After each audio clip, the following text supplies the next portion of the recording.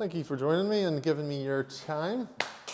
A couple of you have been to some of these before, Etha, Caroline, and some of you ladies, it's your first time. We're trying to do these every sort of fortnight or so just to give you education on certain things that we feel might help you move your journeys forward, help to get a bit more results.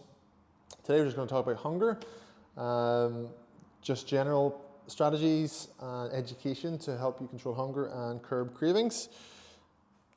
So a bit of a funny one to start with. Who finds themselves like that? Or has at some who has? Late night, going to the fridge. Sometimes when I'm like, really stressed or bored, I'm like looking at the fridge for the fourth time, hoping there's something new in it. And it's like, there's nothing new. So look, we'll talk about certain things. Quick little disclaimer on the fact that, based on talking about this today, it doesn't mean you're not ever going to be hungry. If your goal is to lose fat, get healthier, we need to come out of the idea that's heavily marketed to you that it will always be easy. It's not necessarily easy. If you do have constant food noise though, 24/7, that's not good. It doesn't all come down to willpower. There are things that we can do to help, get a handle on that food noise. So it's just an idea that it's not always easy, but there's things we can do about it, okay? So, general little bit of science. Has anyone ever heard of these terms, ghrelin and leptin? Yeah, a couple of you.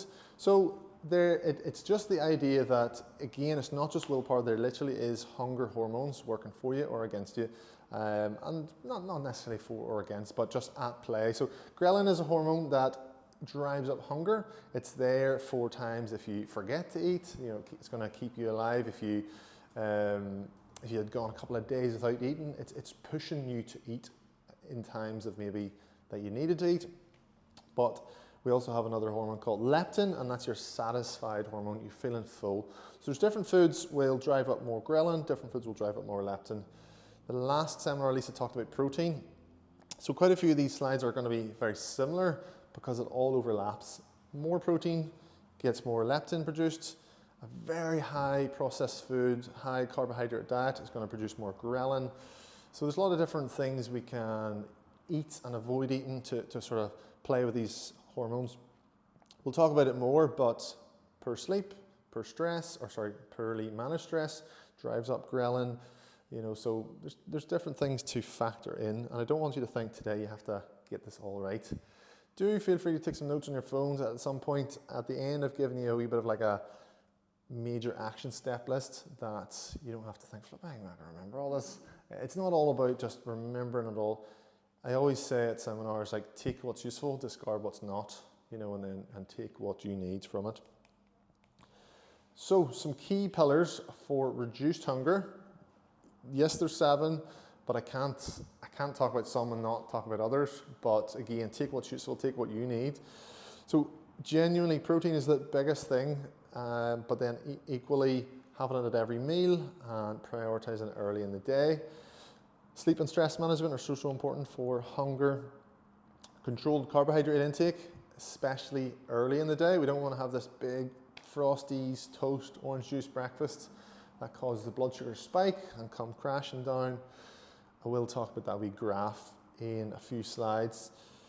Reducing unnecessary snacking, just snacking out of boredom, just reaching for things that again affects blood sugars. I really think it's so beneficial. It's maybe not reducing hunger, but it reduces the food noise. It's just keeping meals simple, like having your base meals. I'll talk about having 3 breakfasts, 3 lunch, 3 dinners that you have a preference towards, and then you can, if you get bored of those after a few weeks, find some new ones. And speak to us if you need ideas as well. Bulking out your meals with veg and fibre. I was talking to someone the other day and they were working on their protein, but they literally had a chicken breast for lunch, that was it. And I was like, oh, it's just try and bulk it out, get a big salad, go for a big salmon stir fry. Different things to bulk out with veg and fibre, which we'll talk about more. These are just your bullet points, and then we'll cover them in more detail. And then genuinely, are you drinking enough water? Your body's made up of about 65% water, so it's very easy to mistake dehydration for hunger. Your stomach's literally empty, so you think you're hungry all the time.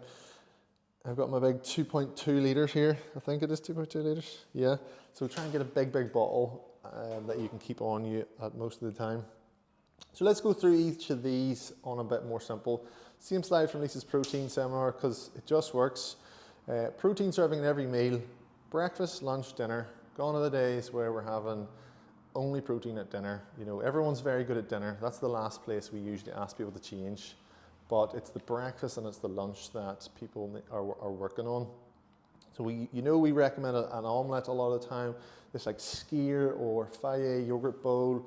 You know, get your chicken thighs, get your chicken breast, and then your dinner, bolognese, chilies, things like that are always great. But it's the breakfast and lunch most people need to work on. So that's what we're saying. Prioritize protein early in the day. Oh, nobody usually wakes up and has a mad one in the fridge or the cupboard. You know, it's usually in the evenings when our hunger is affected, our blood sugars are crazy, we're stressed, we're tired, and it's the evening that so we're trying to get ahead of the struggle. If you know evenings are a thing for you, if you know that it's later in the day that you're struggling, let's get ahead of it through prioritizing your protein at every meal. Any questions on that sort of protein stuff? I know, Caroline, you came to that last seminar, but I don't think anyone else did. Lisa did record the protein one. It's in the wee Notion members lab, if you want to watch that one as well. We're trying to keep these short, like 30 minutes, just so you're not here for hours or having to watch hours. Get enough sleep and managing your stress. Bit of education, bit of what we can do. So poor sleep and high stress increases that ghrelin we talked about. Literally, you could eat the same thing Monday, same thing Tuesday.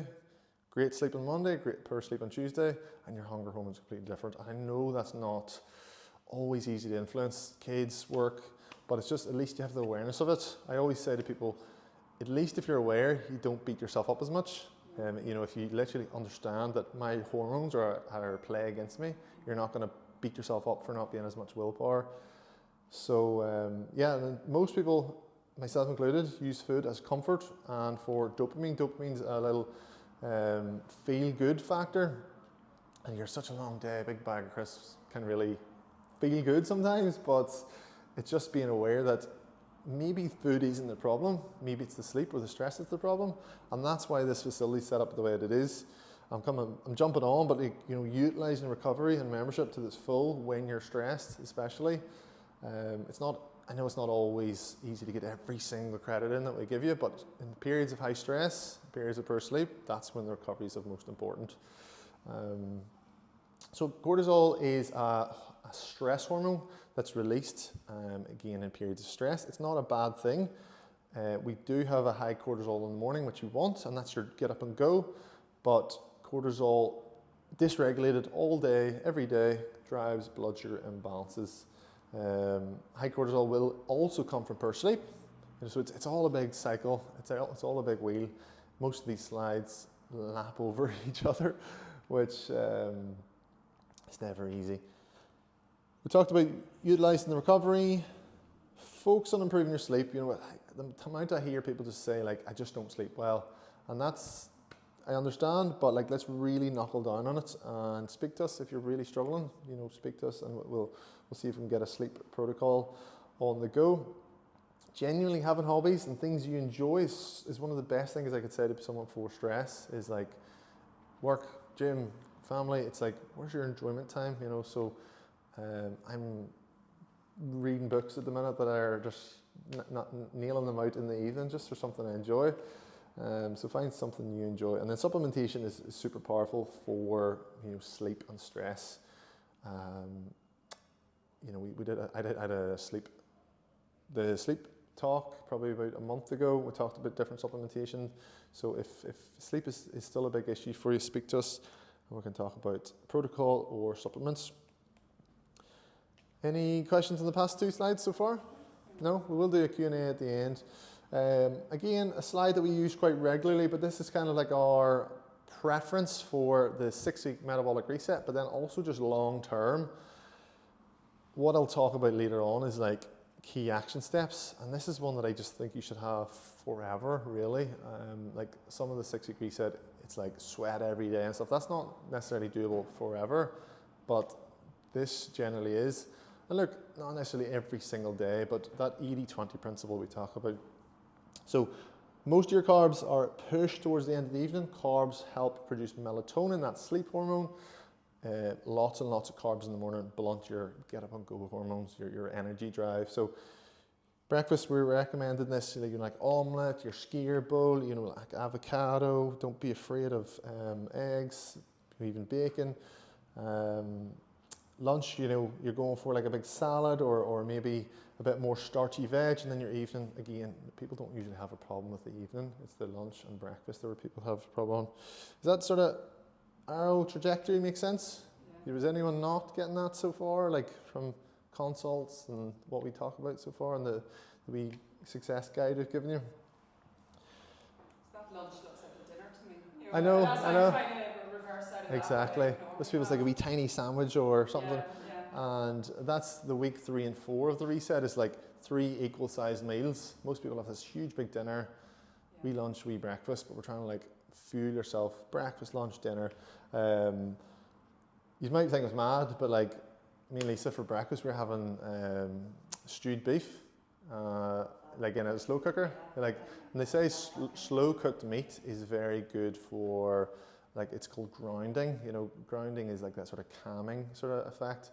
There's all different Chinese medicine type terms I'm not fully educated on, but they say grounding is done through slow cooked meats. Sometimes I would do a chicken in a slow cooker as well and use a wee bit of chicken. But they say one of the best breakfasts is meat and nuts breakfast, but meat and nuts, yeah. Things like Brazil nuts are great for thyroid health.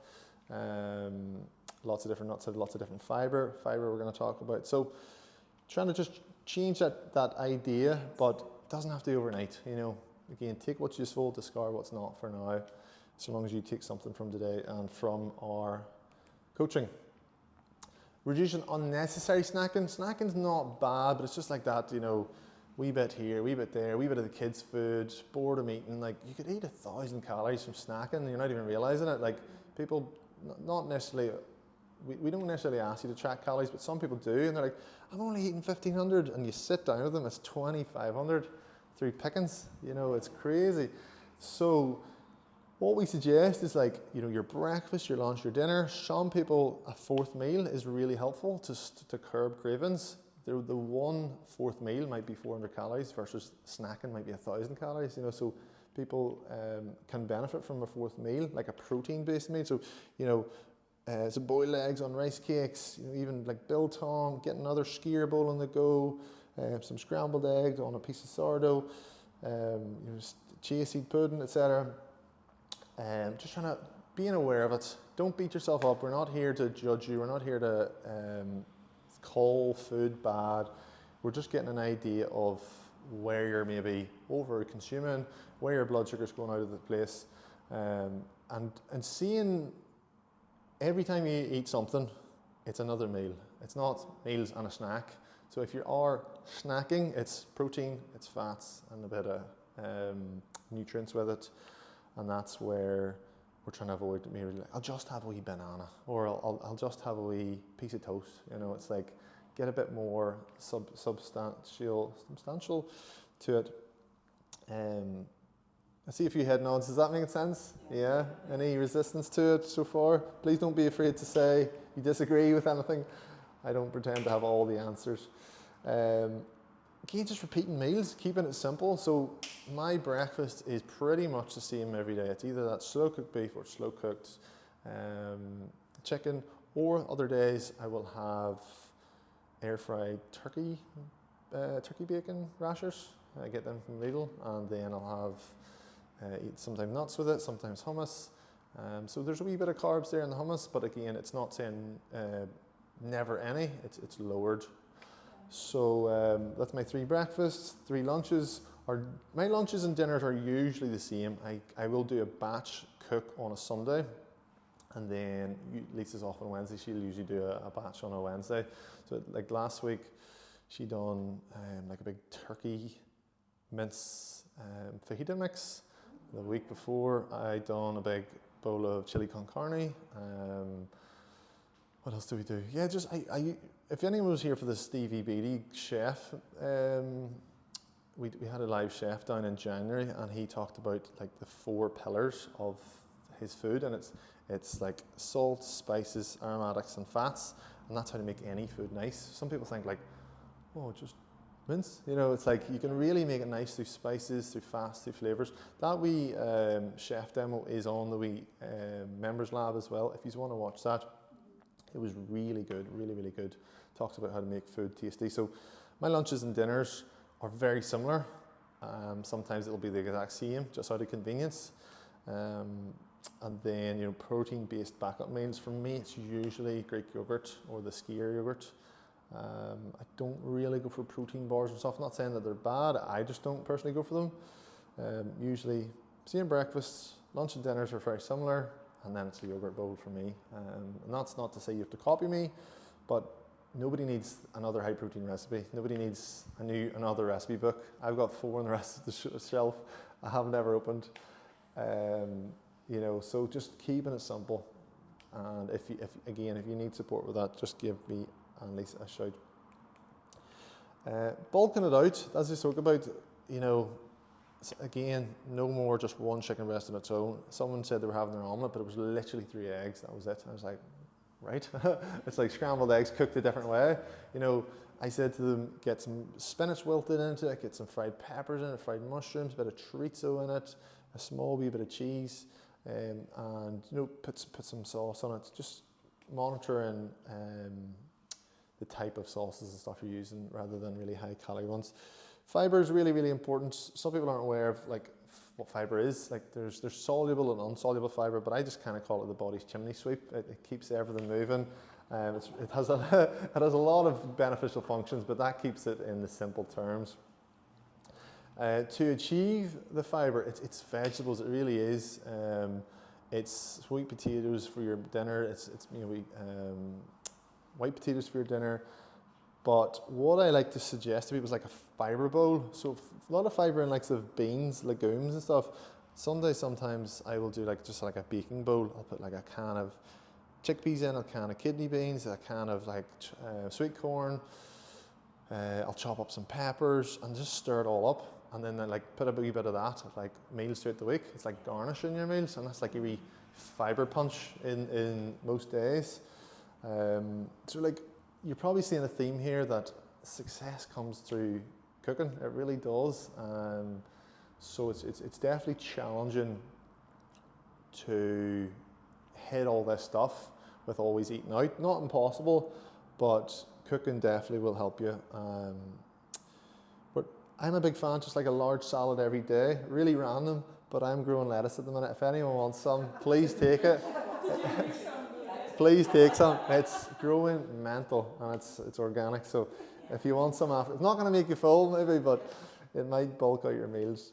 So big large salad every day, but again, salad, make it this fiber bowl. So, you know, lettuce, rocket, carrots, sweet corn, go for some sun-dried tomatoes, some cheese, some meat. Make it nice, make it big. You have loads of nutrients, you've low calories, you have high protein if you put meat in it. You have fiber in it, you get some legumes through it. One of those every day, whether it's lunch or dinner or as your maybe snack meal, you will definitely see some success with that. And then like I said about Stevie's, he's a big fan of salt, spices and sauces. I love using passata and stuff just to make your meals, especially the ones with veg, more enjoyable. I hate to see someone with like plain veg, you know, baked chicken breasts and dry potatoes. It's like nobody's going to stick to that. So make it flavoursome, and genuinely salt it brings out the flavour in any food that you're using.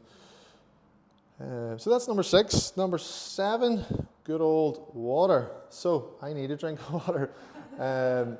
2 litres per day, genuinely. I know some people start here and they don't drink any water. Some people just start in their half a litre, and that might be you, and that's okay. Build up to it. You don't want to go from 0 to 2 litres overnight. You wouldn't be out of the bathroom. Keep a large bottle with you. Genuinely, the days where I don't drink much water, I'm like, my bottle's at home or something. It's just like go into the kitchen every time for a glass. It's hard to remember. So just like success leaves clues.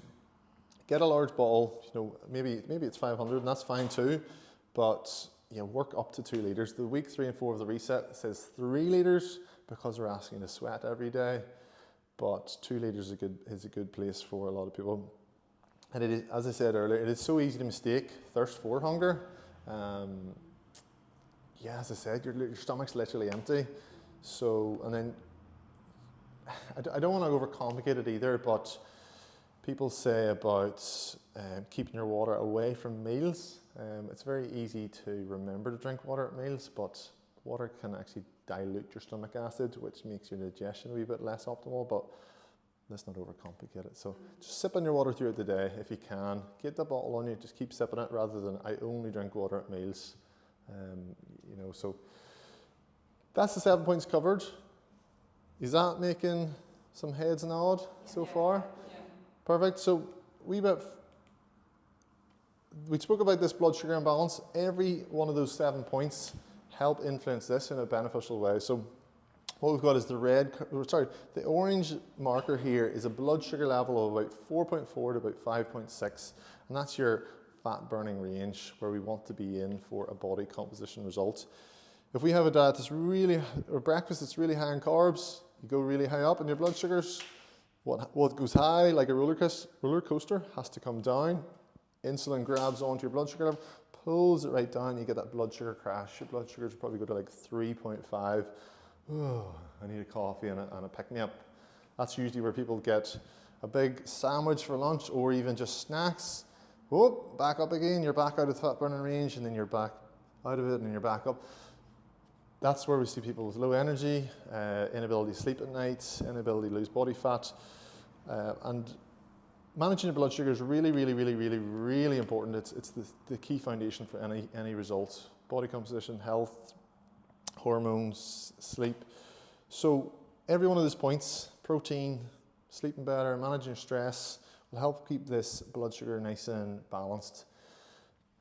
So that's just something we talked about in the protein seminar, we talked about in the blood sugar seminar, we talked about in the reset seminar. It's just the foundation for everything that I could teach you. And if you went away from today and that's all you remembered, trying to keep my blood sugars balanced, that would stand you in great success. I couldn't not touch on emotional eating. We are completely talking about a completely different thing now if we talk about emotional eating. What I do suggest is just addressing the sleep, addressing the stress, addressing the blood sugar as the first point. If those aren't working or you can't stick them, it's seeking professional help. It's a completely different topic. Believe it or not, I used to be really, really bad binge eater. Lisa was the exact same, and we're not afraid to share our story, but it was through stress. I used to get my stress relief and comfort through food, and it would have been full cakes at night time and stuff, but someone talked to me about protein and whatnot isn't going to help that. I had to speak to someone professional and deal with the baggage that was on me. And again, I'm not afraid to share that because if it relates, brilliant. But if you're someone that's really, really, really struggling with cravings, you're always snacking, just being aware that there might be something else weighing on you, and it's very admirable to go speak to someone about it. So not going to touch on that too much, but it's a huge thing. Emotional eating, binge eating, and please don't beat yourself up if that's you. So that was something someone said to me doing the 6-week reset diet. It's like being on a GLP-1. She had been on a GLP-1 previously. If anyone isn't aware of what that is, it's like the fat loss sort of injections. The premise of the injections is to reduce your hunger, reduce the food noise. So she had been on them previously, she stopped, and then she joined us. And she said, yeah, it's like being on GLP-1 again. She was a load of food noise. After she stopped, she started the diet, high protein breakfast, low carb breakfast, the carbs going up, the protein staying constant, a lot of water, and so it works. Just wanted to say that. So again, it's the proteins coming up and the processed carbs trying to come down. I could not just share that 6-week reset again because that's pulling it all together. Like it's all well and good. You come into a protein seminar, a fiber seminar, a fat loss seminar, and it's like trying to remember it all. The reset pulls it into easy, sustainable points. What I'll say though is like the reset's 6 weeks. You do that to get your body more, what you call metabolically active, more ability to burn body fat. And then after that, you're keeping the habits going. The week 5 and 6 are more aggressive. Those aren't things that you're going to continue. The layer 2, you're not going to continue sweating every day. But layer 1 is something for life, trying to keep your wake and sleep time consistent, within an hour. So work days that I'm in class at 6 a.m, I'm getting up at 5 a.m, and non-working days I'm getting up at 6 a.m. This morning I think I lay till 6:10, you know what I mean? So it's like, you be gentle on yourself. You're not always going to get it bang on, but you're trying to aim for some consistency. It's the work days at 5 a.m, and then the weekends 10 a.m. That's not going to do you good. So eating within an hour of waking, I've done that for years now, and it's just habits, building that habit. And it's not even habits, it's rituals. I always say rituals. Like, you don't need to remember to brush your teeth, because it's a ritual in your life. You create these rituals of, I get up, I get my breakfast, high protein, and it's going to help my energy long term, help my goals long term. And then that movement for 20 minutes. For me, it's usually a dog walk. And if you don't have the reason to go out, or it's wet, a bit of yoga in the house, something like that. But these are habits for life. Layer 2, again, not necessarily sweating every day for life, but water. 1 litre of water for 25 kilos of body weight. Sipping throughout the night, we spoke about. We talked about reducing water around your meals.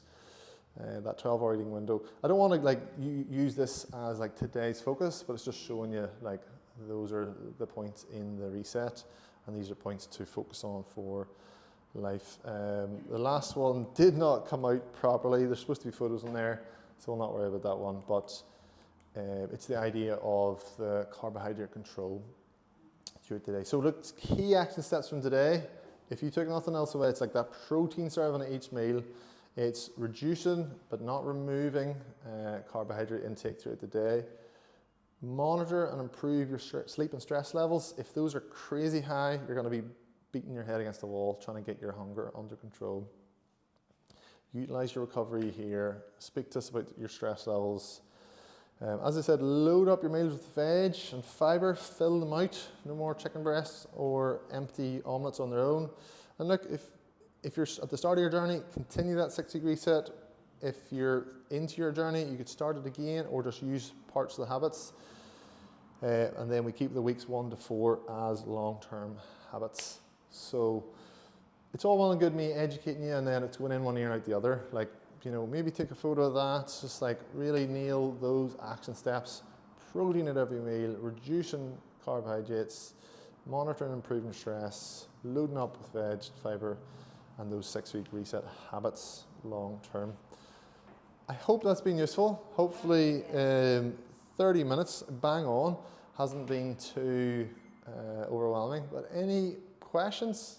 Anything that maybe you want me to go back to slides or anything like that? Or anything on your mind? A wee question about protein. Yeah. I saw something the other day saying that, because I've been going sort of principle of 30 grams of protein in the morning, or Yeah, whatever, amazing. or sometimes more in the morning. Yeah. And I saw a TikTok video, and nobody's body can process more than 25 grams of protein. Is that true? Or Everything's nuanced. I hate people getting their advice from TikTok or Instagram. That's it, you get sucked in, and It's like there's optimal, and then there's what you can achieve. So there's a thing called protein feedings. You want to try and get equal-ish protein feedings throughout the day. So if your goal would be 90 grams is a good ballpark, 25 to 30 at breakfast, 25 to 30 at lunch, 25 to 30 at dinner. If you're someone that got 70 at breakfast and 10 and 10, that's not great. But if you're saying the difference between 20 and 30 is detrimental, that's pretty pointless. So no, I'm not answering your question exactly, but can your body process more than 25 grams of protein? I believe, from what I've learned, it can. Eating a 50 to 60 gram serving isn't maybe going to be as beneficial as spreading them out. But I don't think you need to worry about that. Sometimes it just works better for some people to get a bigger amount of protein when they're maybe at home before they go to work. And then if they know, okay, there's going to be less protein servings in the what's available at work lunch, you know that you're going to hit more at breakfast and more at dinner. You know, so just find what works for your life. I just don't think it's good to major in the minors sometimes, you know. So to come back to your question, I believe your body can process more. Huge servings might not be as beneficial as spread out servings. Does that make sense? Perfect, yeah. And sometimes someone else's question might spark another question for someone else, so please don't be afraid to fire them at me. We don't always get to get the education where we're coaching you and all, so, and in the hallway, so fire away if there's anything. I made myself sick of eggs after week 1 because Oh, I really? was having them Every day day. for breakfast. Uh-huh. I just couldn't think, so I've taken some pictures there again, and I should Google it. Yeah, like, and honestly, like, AI is incredible these days. It is incredible. Like, let's go, I am X age, I want to try and get 90 grams of protein every day. I want to try and get 30 grams at each meal. I'm bored of eggs, what should I have? Go. It's unbelievable. Like, it's going to take over the world. It's incredible. It scares you at times too, but it's very, you use it to help you. And then, what was I going to say? Eggs are one of those ones that they're so beneficial, but yeah, you can make yourself sick of them. I made myself sick of them. I was having them for literally years, and only, honestly, probably the past 3 months, I was like, I don't want eggs in the morning. So I went on to the braised beef and chicken. And then another point that we try to tell people we don't always get to is like, eggs are one of those things that the protein content is quite high. What's the word? We always suggest having it for 5 out of 7 days max, rather than like every single day. Everything you eat, you want to try and vary. Otherwise, your body gets very resistant to it, and you can actually something especially eggs. If you had them every single day for months, you could actually create an intolerance to them. Which I actually wondered, did I do that because I got sick of them? But yeah, 5 out of 7 days is good for eggs. And do you know what's a really good option? Quite hard to find, is duck eggs as well. Yeah. It's completely different protein content in it. So just varying it up, and then quail eggs, but very hard to find and tiny. So other options, get that skier bowl going.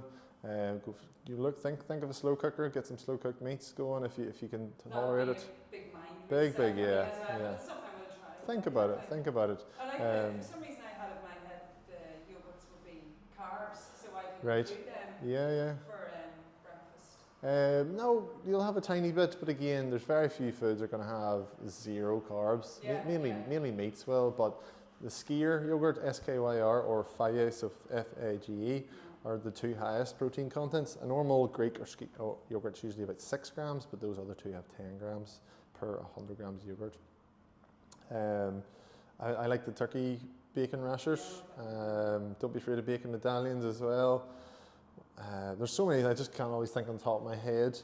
We do recommend gluten-free for a lot of people, but if you aren't doing that, turkey sausages, chicken sausages are great. If you can get a high protein pork sausage, it's harder to find high protein pork sausages, but the naked range are very good. It's lots of different AAs, but honestly, AA is incredible. But good question. Anyone else? Anything popping up for anyone? No? You want me to go back to any slides or no? No worries. We're free to go then. That, as I said, I'm going to record that, or it is recorded. I'll get it snipped and then add it up to the wee members lab. I'll put it in the group chat too if you want to rewatch it. But thank you so much for coming. Thank you for giving me your time. Hope you took something from that. It wasn't just a ramble. So go get a good lunch into you, please. And we will see you next week. All right. Thank you so much.